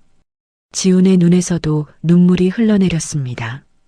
자신도 모르게, 왜 우는지도 모른 채 뺨을 타고 흐르는 눈물이 터진 입술 위로 떨어졌어요. 그리고 지훈은 서서히 의식을 잃어갔습니다. 저 멀리서 구급차 사이렌 소리가 들려왔어요. 병원 응급실이었습니다. 지훈은 침대에 누워 천장을 바라보고 있었어요. 얼굴 곳곳에 붕대가 감겨 있었고 갈비뼈에는 금이 갔다고 했습니다. 온몸이 쑤시고 아팠지만 그보다 더 혼란스러운 건 머릿속이었어요. 회장님이 내 엄마라고? 지훈은 천장의 형광등을 바라보며 몇 번이고 되뇌었습니다. 믿을 수가 없었어요. 25년 동안 고아로 살아왔는데 갑자기 엄마가 나타났다니. 그것도 대한민국 굴지의 대기업 회장이. 커튼 너머로 혜정의 실루엣이 보였습니다. 그녀는 밤새 병원을 떠나지 않았어요. 의사에게 최고의 치료를 해달라고 부탁하고 간호사들에게 수시로 상태를 확인해 달라고 했죠. 잠시 후 혜정이 커튼을 열고 들어왔습니다. 눈이 퉁퉁 부어 있었어요. 밤새 울었던 게 분명했습니다. 혜정은 침대 옆 의자에 앉았어요. 한참 동안 말이 없었습니다. 무슨 말부터 해야 할지 모르는 것 같았죠. 혜정이 먼저 입을 열었습니다. 20년 전 있었던 일을 차근차근 설명하기 시작했어요. 속초에 별장이 있었다고. 남편 현준과 5살 아들 정훈이와 함께 그곳에 갔었다고. 그런데 어느 날 밤 급한 업무 때문에 자신만 서울로 올라왔고 그날 별장에서 화재가 났다고 했습니다. 그런데 지훈을 만났다고. 백미러 옆 사진을 보고 자기 어릴 때 모습과 똑같다고 중얼거리는 걸 듣고 직감했다고. 유전자 검사 결과 99.9% 일치했다고. 지훈은 혜정의 말을 들으며 가만히 누워 있었습니다. 모든 것이 꿈만 같았어요. 그때였습니다. 화재라는 단어를 듣는 순간 지훈의 머릿속에서 무언가가 번쩍였어요. 갑작스러운 두통이 밀려왔습니다. 관자놀이가 찢어지는 것 같았어요. 지훈은 손으로 머리를 감싸쥐었습니다. 눈을 감자 어둠 속에서 불빛이 보였어요. 빨갛고 뜨거운 불길, 연기 냄새, 타닥타닥 타는 소리, 희미했던 기억의 파편들이 하나둘 떠오르기 시작했습니다. 5살의 지훈이 보였어요. 아니, 정훈이었습니다. 작은 아이가 침대에서 눈을 떴어요. 방 안이 온통 연기로 가득했습니다. 숨을 쉴 수가 없었어요. 목이 따갔습니다. 아이가 울며 아빠를 불렀습니다. 문이 벌컥 열리고 아버지가 뛰어들어왔어요. 젊은 남자였습니다. 눈매가 선하고 코가 오똑한 지훈과 똑 닮은 얼굴이었죠. 아버지는 아이를 번쩍 안아 올렸습니다. 불길이 점점 거세지고 있었어요. 문 밖은 이미 불바다였습니다. 탈출구가 없었죠. 아버지의 눈이 욕실 쪽으로 향했어요. 작은 환풍구가 있었습니다. 아이 하나가 겨우 빠져나갈 수 있는 크기였죠. 아버지는 아이를 환풍구 앞에 세웠습니다. 무릎을 꿇고 아이와 눈높이를 맞췄어요. 아버지가 웃었습니다. 눈물을 흘리면서도 웃고 있었어요. 정훈아, 너는 살아야 해. 여기로 나가. 엄마한테 꼭 가야 한다. 아이가 고개를 저었어요. 아빠도 같이 가자며 울었습니다. 아빠는 못 가. 정훈이가 대신 엄마 지켜줘. 알았지? 아버지가 아이를 환풍구로 밀어 넣었습니다. 작은 몸이 좁은 통로를 빠져나갔어요. 마지막으로 아버지의 얼굴이 보였습니다. 불빛에 비친 그 얼굴, 눈물을 흘리면서도 웃고 있던 그 얼굴. 아버지가 환풍구 너머로 손을 뻗었어요. 작은 아이의 뺨을 어루만졌습니다. 그 손이 따뜻했어요. 불길 속인데도 아버지의 손은 따뜻했습니다. 사랑해 정훈아. 우리 아들. 아버지의 목소리가 갈라졌어요. 눈물이 볼을 타고 흘러내렸습니다. 아빠가 세상에서 제일 사랑해. 그 순간 천장이 무너졌어요. 아버지의 모습이 불길 속으로 사라졌습니다. 아빠. 지훈이 비명을 질렀습니다. 침대에서 벌떡 일어났어요. 온몸이 땀으로 흠뻑 젖어 있었습니다. 아빠. 지훈은 머리를 감싸쥐고 통곡했습니다. 20년 동안 잠들어 있던 기억이 한꺼번에 쏟아졌어요. 아버지의 얼굴, 목소리, 그리고 마지막으로 들었던 그 말. 사랑한다던 그 말. 혜정은 놀라서 지훈에게 달려들었습니다. 어깨를 잡았어요. 지훈이 눈물범벅이 된 얼굴로 혜정을 바라봤습니다. 엄마. 아빠가 저를 살렸어요. 혜정의 숨이 멎었습니다. 아빠가 저를 환풍구로 밀어 넣었어요. 엄마한테 꼭 가야 한다고. 엄마 지켜주라고. 지훈의 목소리가 갈라졌습니다. 아빠가 사랑한다고 했어요. 세상에서 제일 사랑한다고. 그게 마지막이었어요. 혜정의 눈에서 눈물이 폭포처럼 쏟아졌습니다. 두 손으로 가슴을 쳤어요.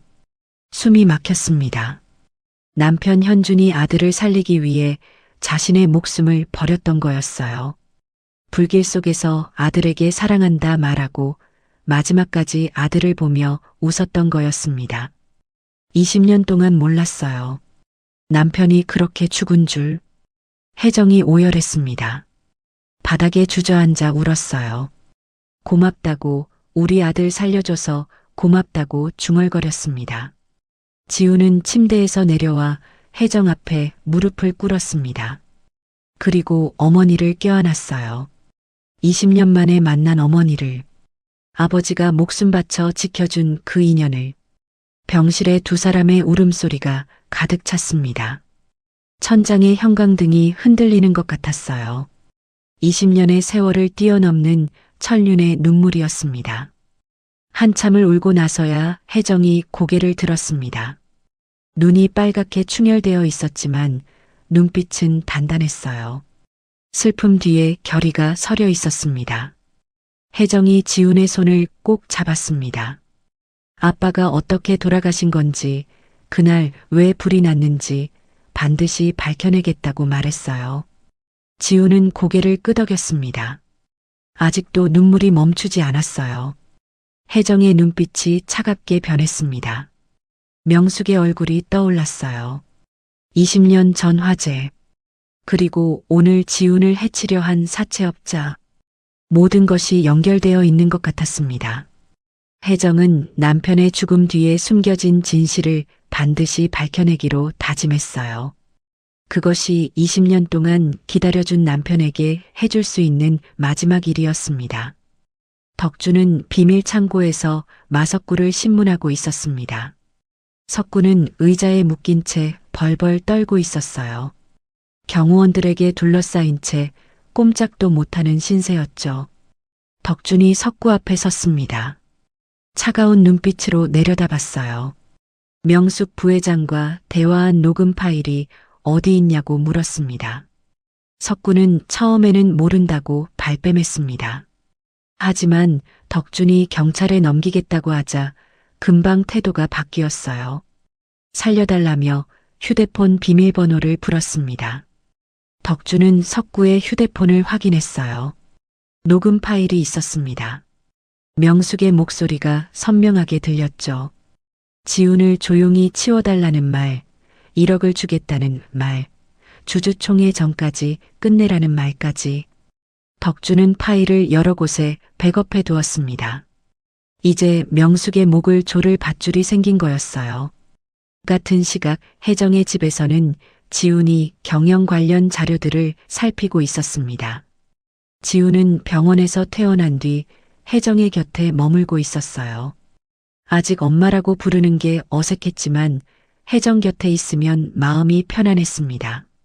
지훈은 자료들을 한 장씩 넘기다가 이상한 점을 발견했어요.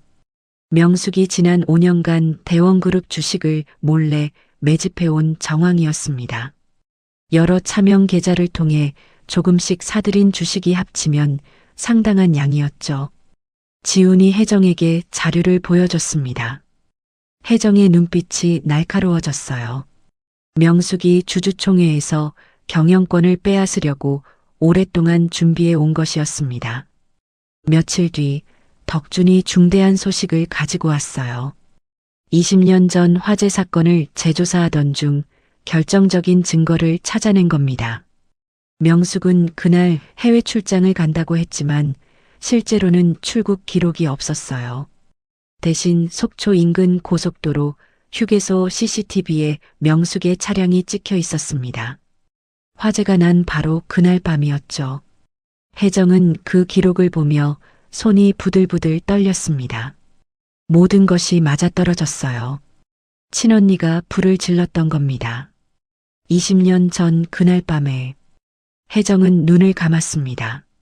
그날 밤이 떠올랐어요.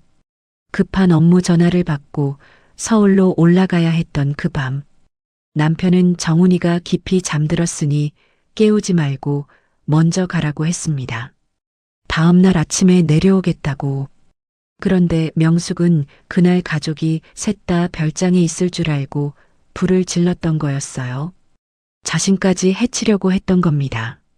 친동생을, 피를 나눈 언니가 하필 그날 자신이 서울로 올라가는 바람에 혼자 살아남은 거였습니다.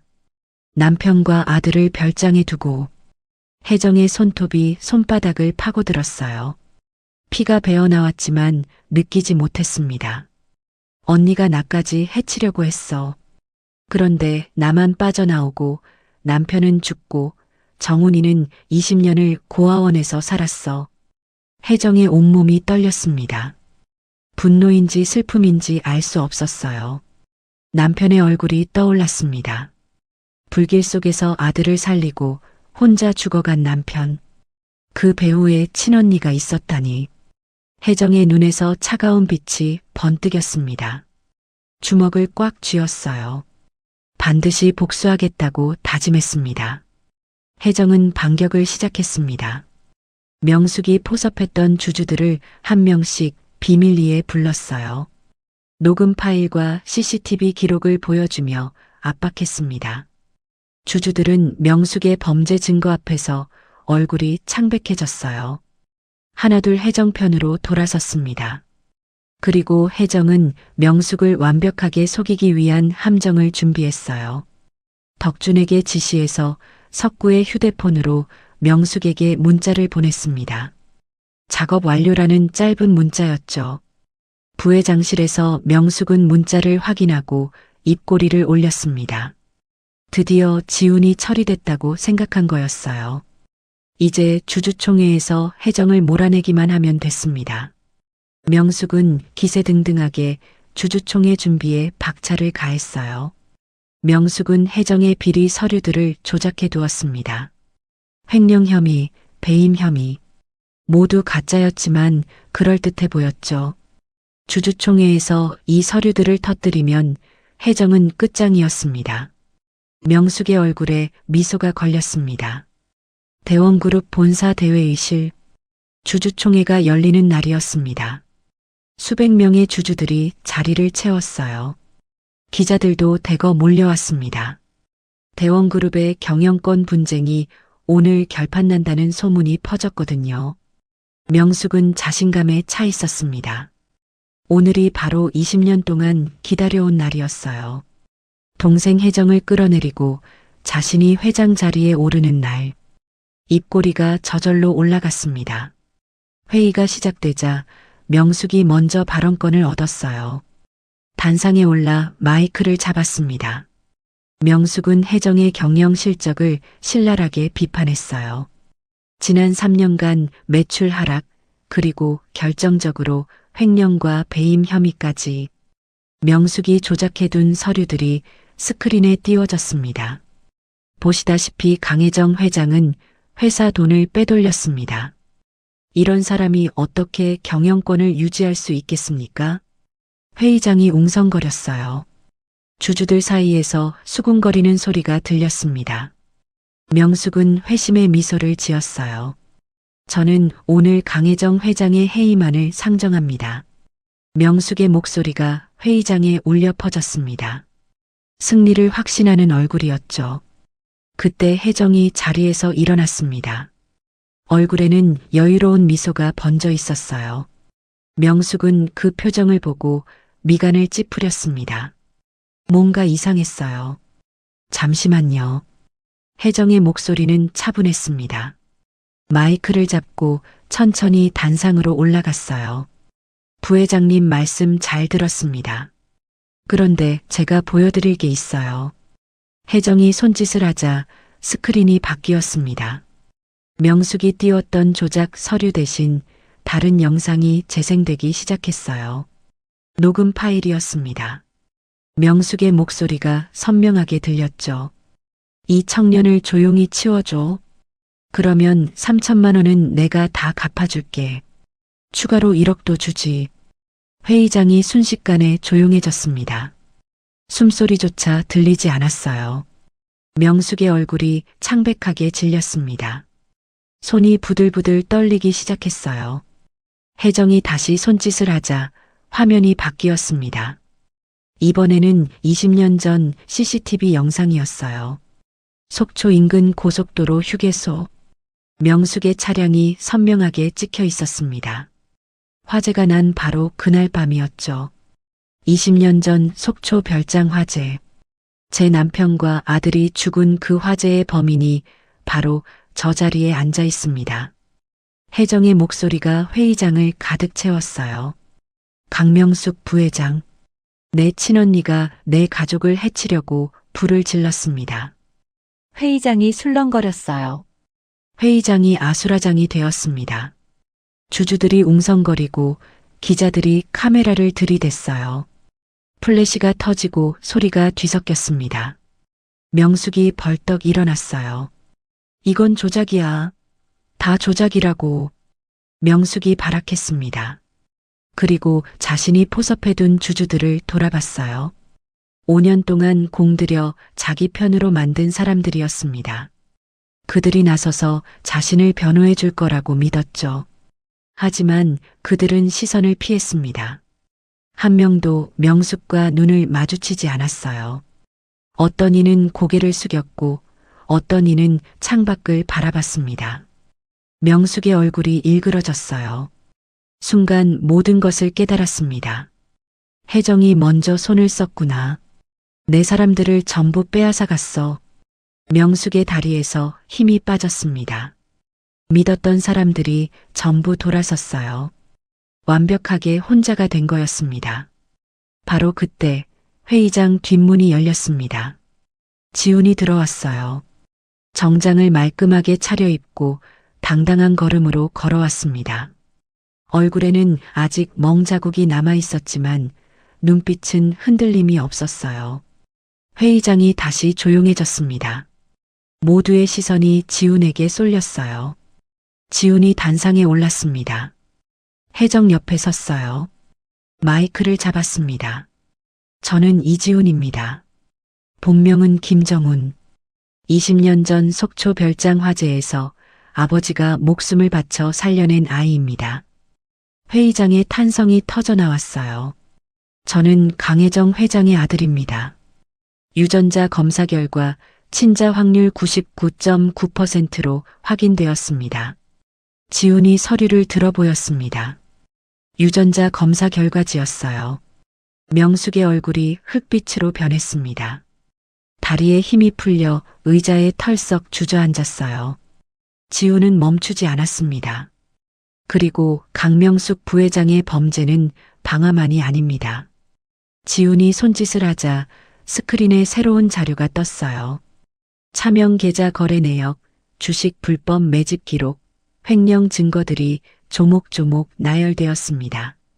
지난 5년간 회사 돈 200억 원을 횡령했고 차명 계좌로 주식을 불법 매집해왔습니다. 모든 증거가 여기 있습니다. 회의장이 다시 술렁거렸어요. 주주들의 얼굴에 분노가 떠올랐습니다. 명숙이 자리에서 벌떡 일어났어요. 뒷문을 향해 뛰기 시작했습니다. 도망치려는 거였죠.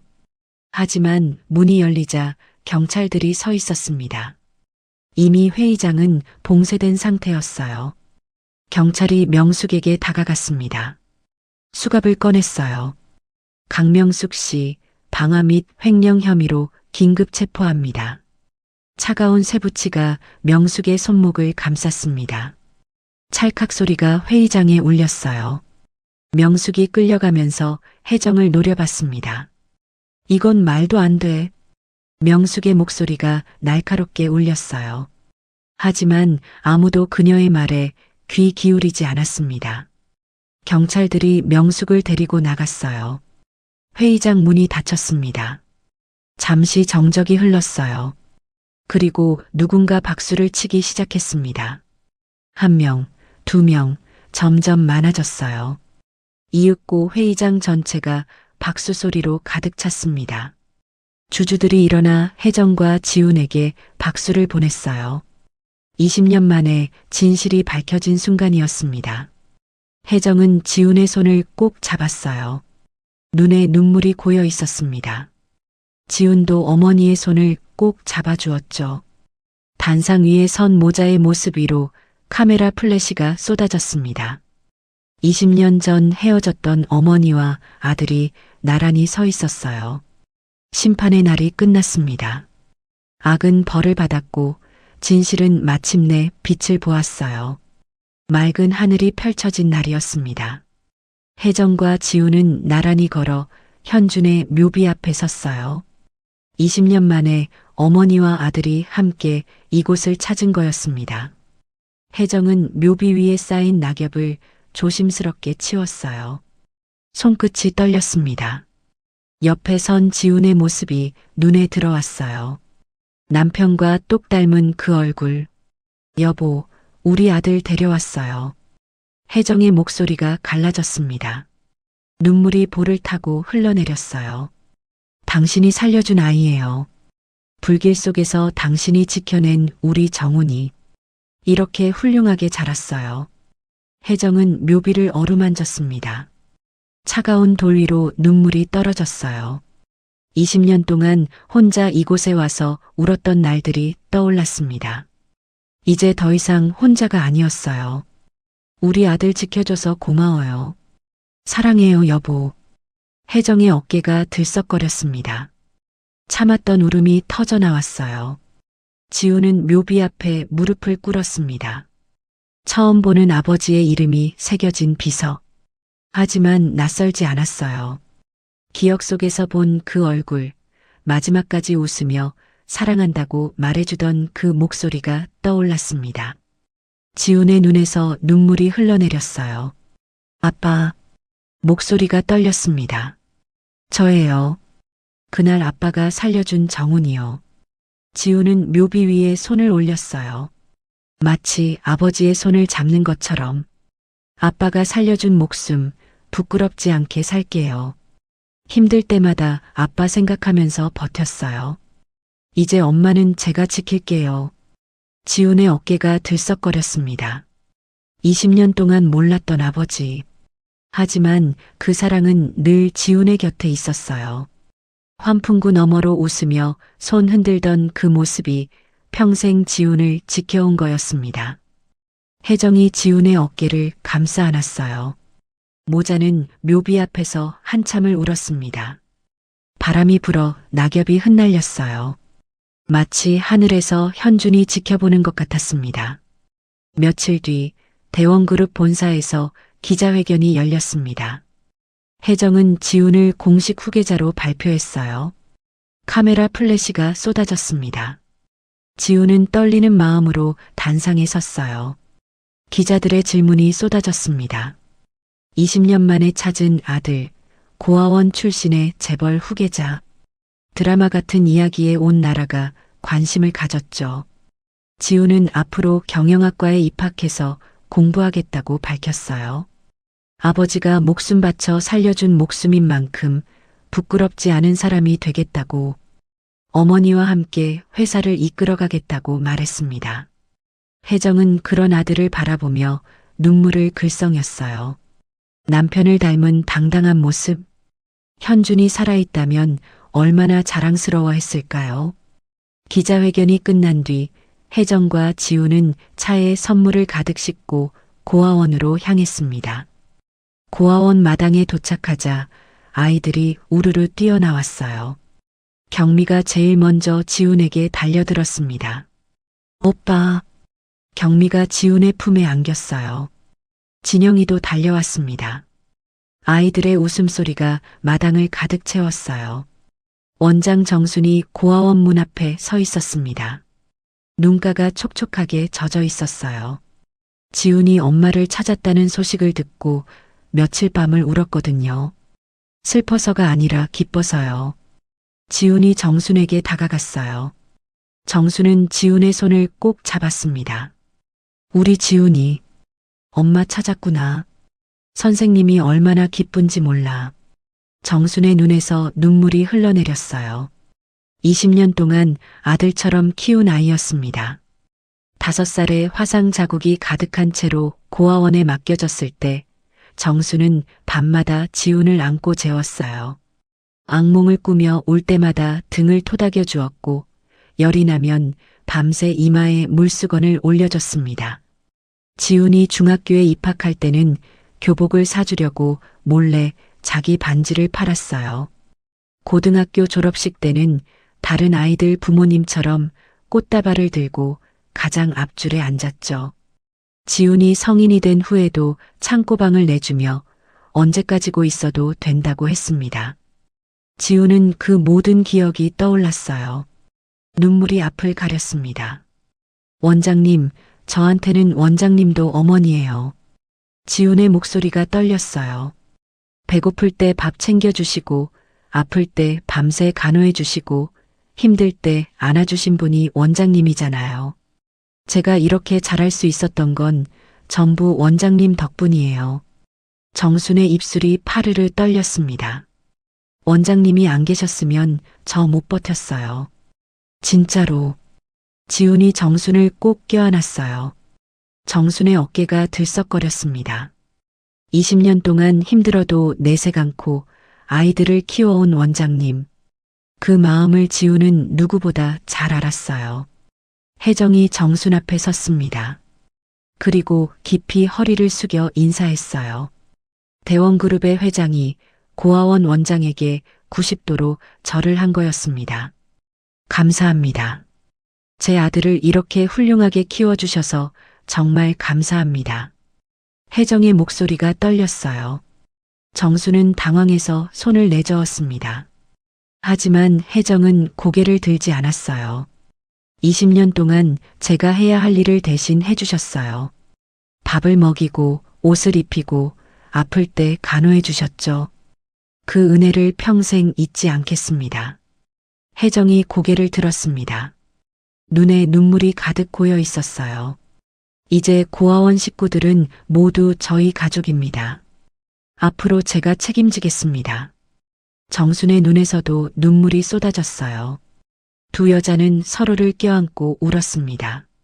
한 명은 20년 동안 아들을 그리워한 어머니였고, 한 명은 20년 동안 그 아들을 대신 키운 어머니였어요. 혜정은 약속을 지켰습니다.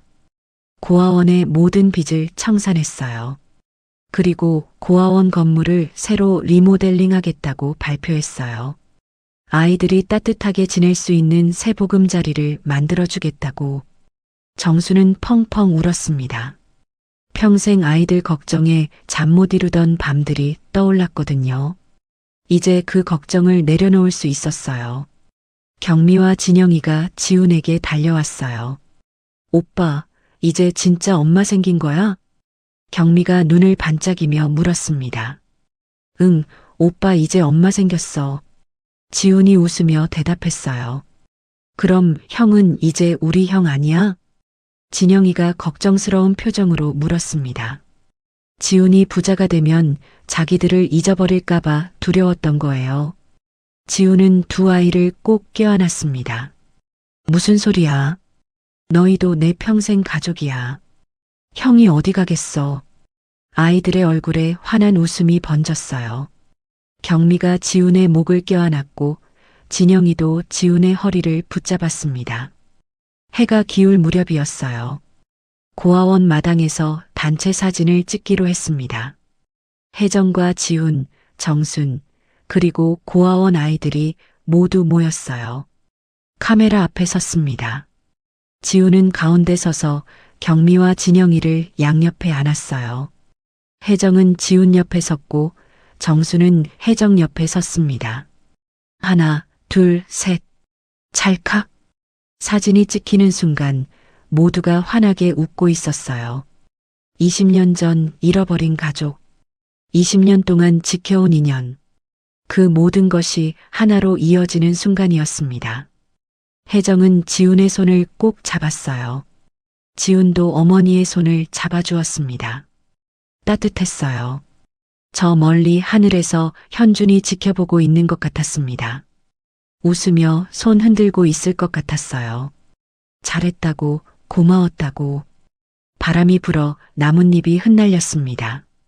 마치 하늘의 축복처럼 맑은 햇살 아래 새로운 가족의 이야기가 시작되고 있었습니다. 20년이라는 긴 세월. 어머니는 아들을 잃었다고 생각했고 아들은 어머니를 알지 못했습니다. 하지만 사랑은 시간을 이겼습니다. 불길 속에서 아들을 살리기 위해 자신을 버린 아버지. 20년 동안 상처를 안고도 앞으로 나아간 어머니. 고생 속에서도 남을 돌본 아들. 이들이 보여준 것은 혈연도 운명도 아닙니다. 그것은 바로 사랑입니다. 우리는 종종 무언가를 잃을까 두려워합니다. 하지만 진정 잃지 말아야 할 것은 우리 곁의 사람들입니다. 왜냐하면 현준이 환풍구 너머로 보낸 마지막 인사처럼 우리의 말 한마디가 누군가의 인생을 지켜낼 수 있기 때문입니다. 진정한 성공이란 옆에 있는 사람들과 함께 행복해하는 것입니다. 오늘의 이야기가 감동적이었다면 더 좋은 이야기로 찾아뵐 수 있도록 구독과 좋아요를 눌러주세요. 그리고 사연의 주인공들에게 전할 따뜻한 응원도 댓글로 부탁드립니다. 오늘도 건강하시고 늘 좋은 일만 가득하시길 바랍니다.